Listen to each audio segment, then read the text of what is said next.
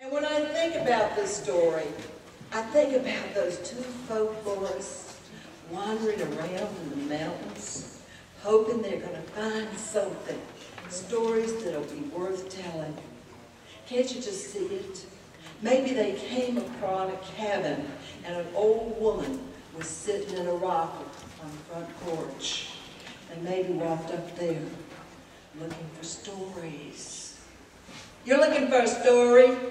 I got you a story. I got a story, a ghost story up here in these mountains about Mavis Estep. Mavis Estep was born in a thunderstorm. The night she popped out, thunder was rumbling across these hills and lightning was flashing. And she knew that anybody that was born like she was in a storm was fated to be killed by lightning. So she protected herself all of her life.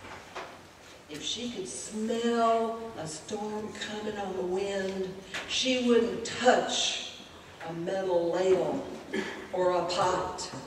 She wouldn't even touch a needle or a thimble for fear it would draw the lightning to her. Now, it was the needle and the thimble that was the hardest for that girl to stay away from, because she loved to sew.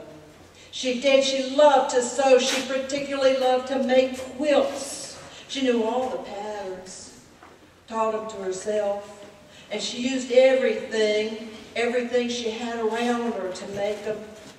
She made quilts out of her mama's dresses. She made them out of the dresses she and her sisters wore. Anything that had been part of her life could be part of a quilt. Mavis Estep wove her family history and her stories into her quilts. And Mavis got married. She married Basil Estep. And when they got married, her brothers and her father built her a cabin, part of her dowry, so that she and Basil would have their own place to live. And Mavis only had one rule in that cabin. They couldn't have a metal bed. No metal bed. She wasn't taking a foolish chance like that to be killed in her sleep by lightning. So they slept on a wooden bed with a feather tick. Good enough for them. They had a few children. But what was remembered most was the first year of their marriage. All you marrieds, think about it. The first year of their marriage, they had a mighty fight. Now, Basil's mother had made him a red wool shirt to wear in the cold weather. And one morning, December, he got up and he put that red wool shirt on. And during the day, for some reason, they commenced to fight.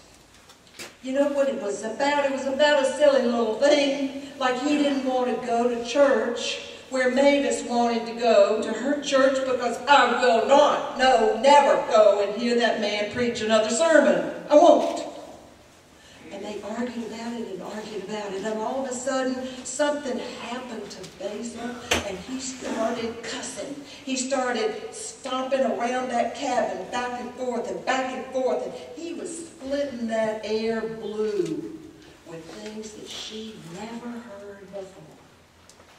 Sometime later it settled down, and when he got ready to go to bed, she took that red shirt and she hid it away. He never saw that shirt again that he knew. And after a while, she pulled the shirt out and she cut it up into little red squares. And she kept it for just the right materials. And once she had it, she made a quilt.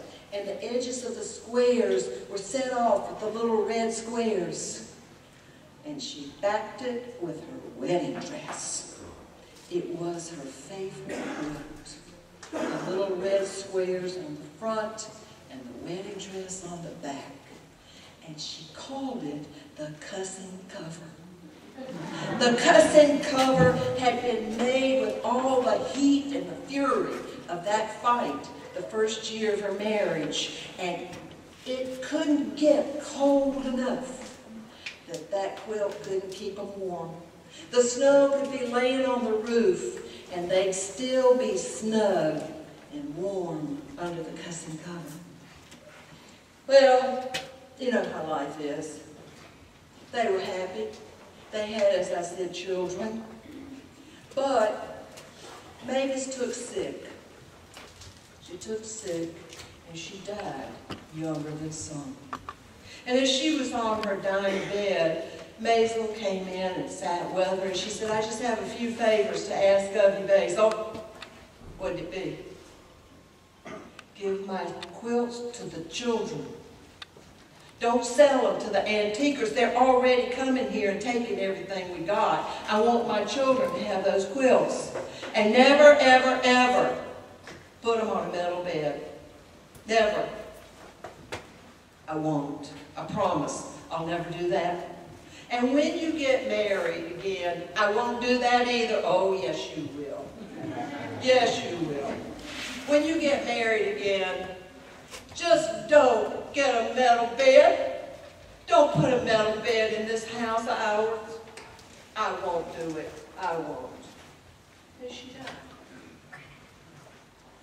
It wasn't 6 months. Not 6 months till he took up with Truly Jane Lawson.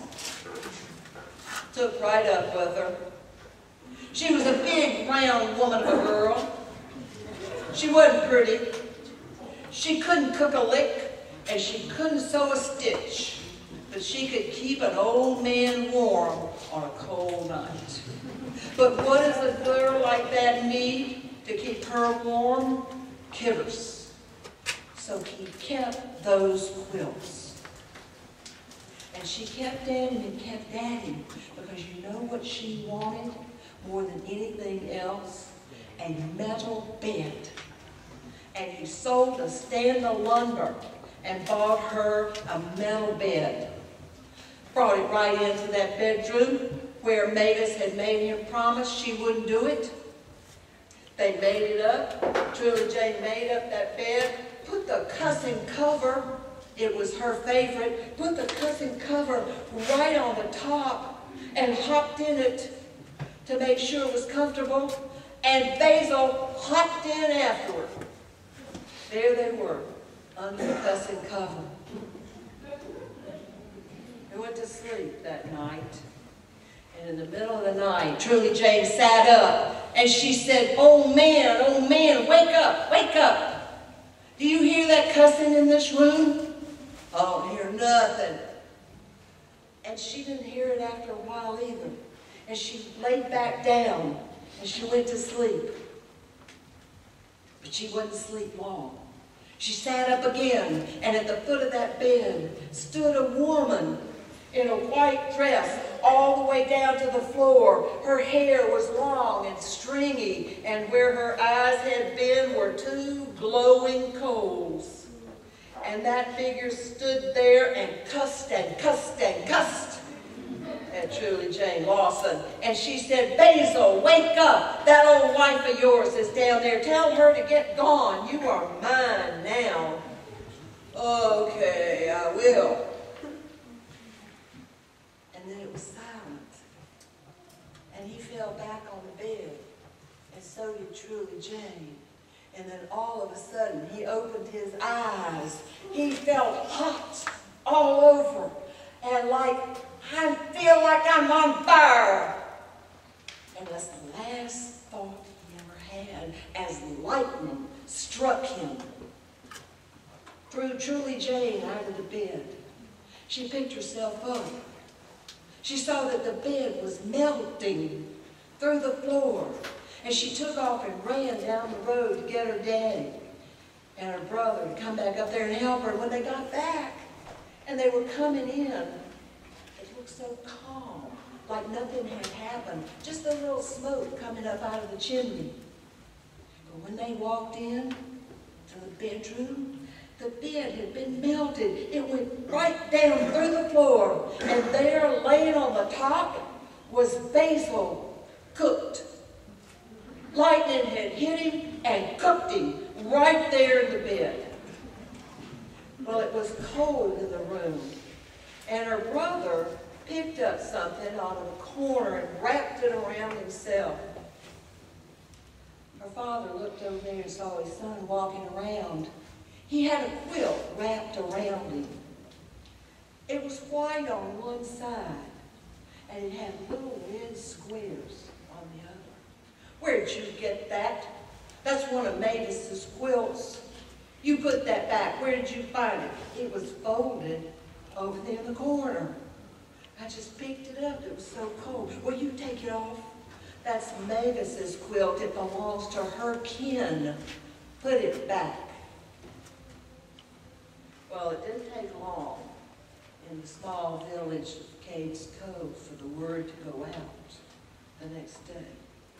They all talked about it up here. We all knew about it. And we couldn't marvel more than we just marveled at it. There hadn't been any rain. Nobody had heard any thunder. There must have been just one flash of lightning that killed Basil's Teller. And we all knew, we were certain, Mavis killed him. That